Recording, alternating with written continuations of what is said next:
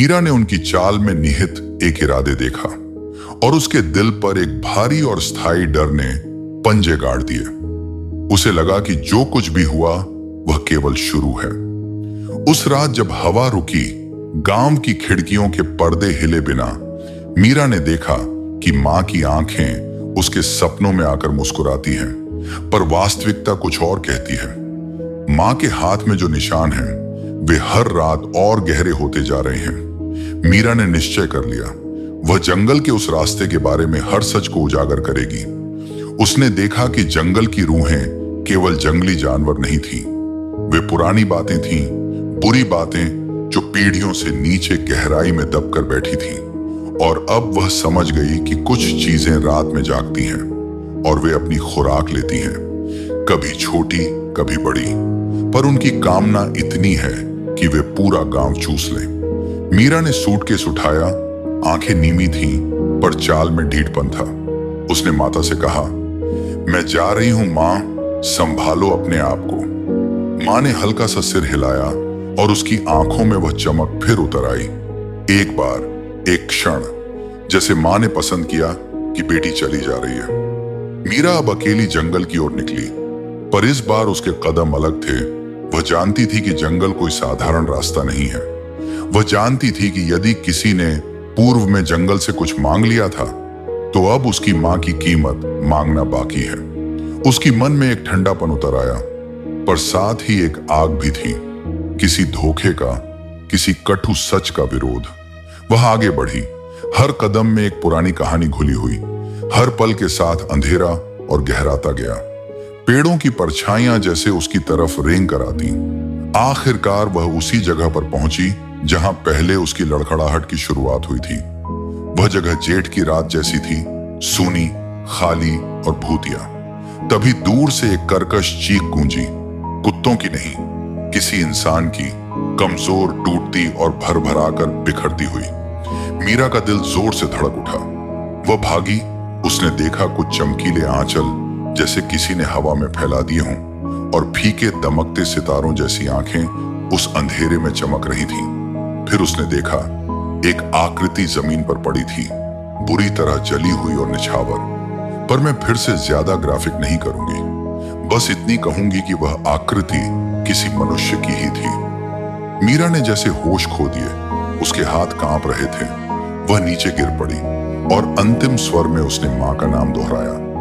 वह मां जिसने उसे सुबह फोन करके बुलाया था, अब उसी अंधेरे में उसे डुबोने आई थी, या ऐसा मीरा ने महसूस किया। कुछ ही क्षणों बाद गांव की सुबह की हल्की रोशनी आई, पर मीरा के आंखों के सामने जो कुछ हुआ, उसने उसकी दुनिया बदल दी। उसकी मां का चेहरा अब पहचान से बाहर था। वह किसी और की मुखाकृति ले चुकी थी, और जंगल की आवाजें अब घर की दहलीज पर आकर टिक गई थीं। सुबह की पहली किरण जब जंगल के ऊपर पड़ी, तो वहां हर चीज का रंग बदल चुका था। रात की नमी, खून की गंध और मौत का सन्नाटा, सब सूरज की रोशनी में भी जैसे वहीं ठहरा हुआ था।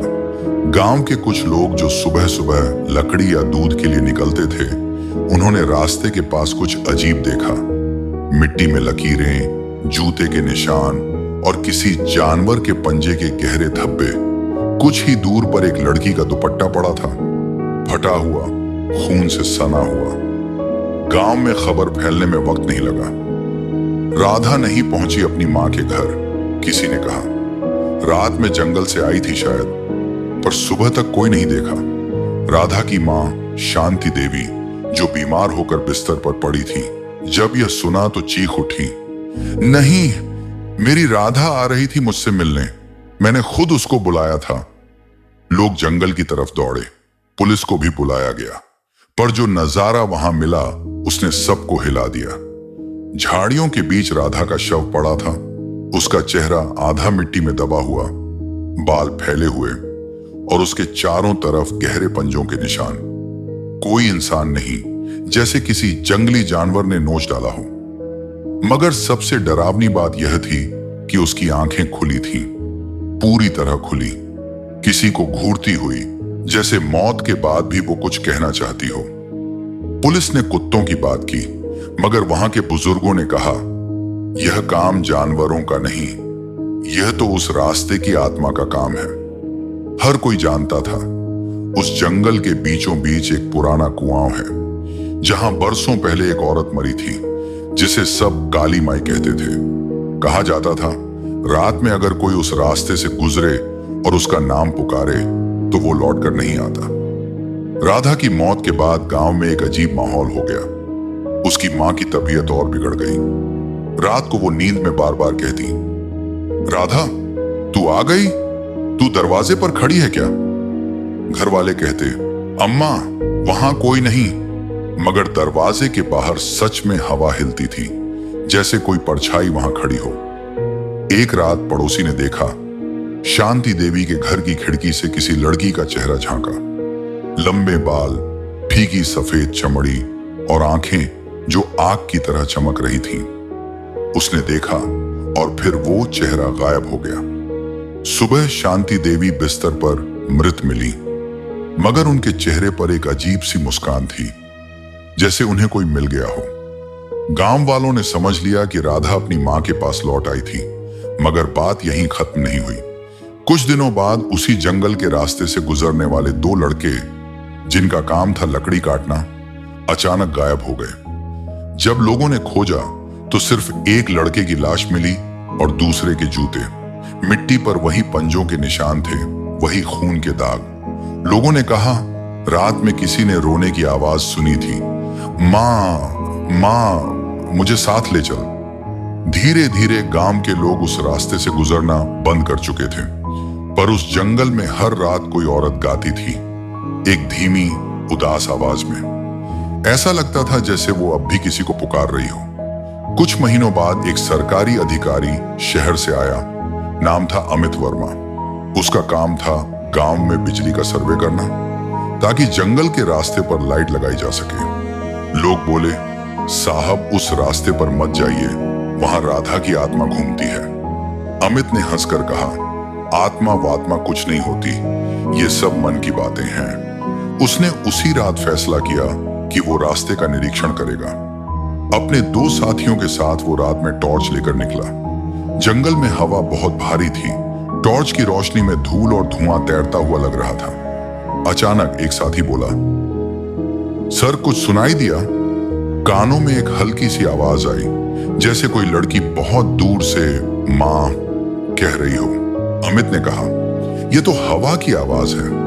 पर जैसे जैसे वो कुएं के पास पहुंचे, हवा और ठंडी होती गई। कुएं के चारों तरफ पुराने दीपक टूटे पड़े थे और मिट्टी पर वही पंजों के निशान।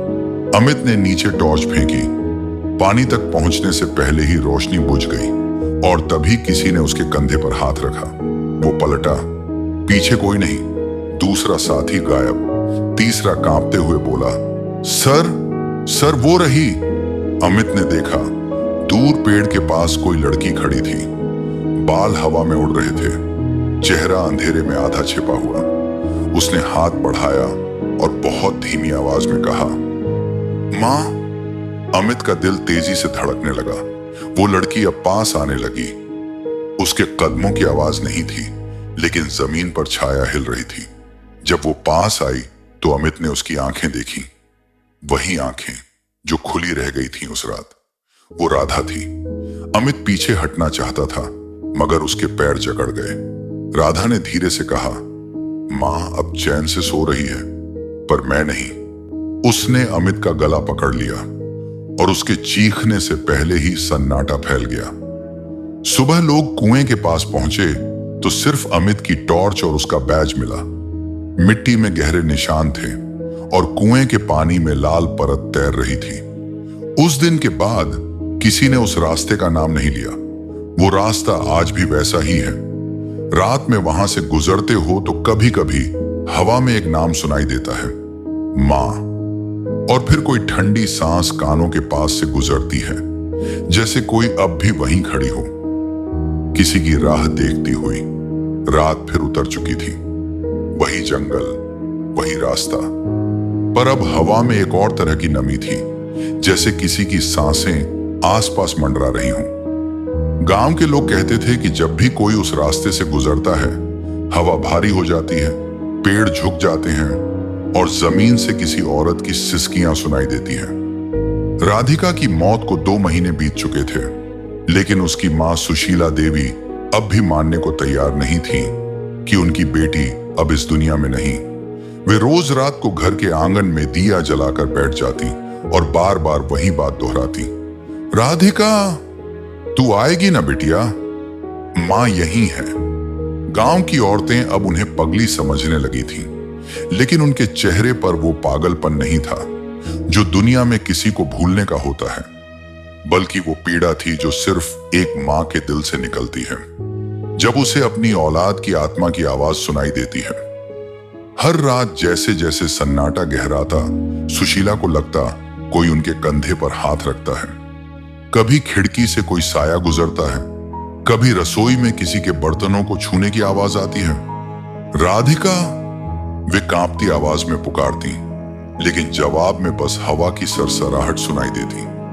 एक रात जब आसमान में बादल बहुत नीचे झुक आए थे और बिजली बार बार पेड़ों के बीच चमक रही थी, सुशीला ने देखा बरामदे में कोई खड़ा है। सफेद कपड़ों में लिपटी एक लड़की, उसके बाल गीले थे जैसे अभी अभी बारिश में भीगी हो। राधिका, उन्होंने आंखें मली। वो साया धीरे धीरे पास आया। उसके पैरों की आवाज नहीं थी, बस हवा और दिल की धड़कनें साथ चल रही थी।